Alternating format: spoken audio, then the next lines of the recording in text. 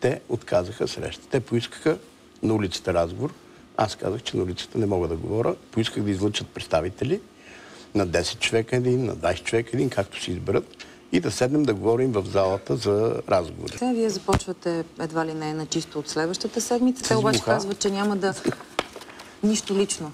Тази муха някой преди малко. Менеджментът ни е преценил, че разходите, приходите и производствата са по начин, по който да не изпадаме в тази ужасна ситуация.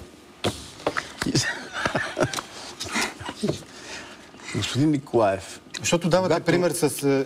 Нали ви разбирате, че ситуацията при вас е извънредна? Когато дружеството беше в криза, когато паднаха цените двойно или тройно и дружеството беше в криза, ние поддържахме дори и умишлено на загуба и сме плащали редовно заплати.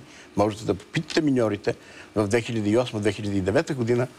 Дружеството беше непрекъснато на загуба и тогава се натрупаха тези загуби, за които говоря. 3 месеца, не казвам за повече, последните 3 месеца работеха много слабо, под 50% и дружеството нямаше средства да изплати заплатите. Браво, Вики убия!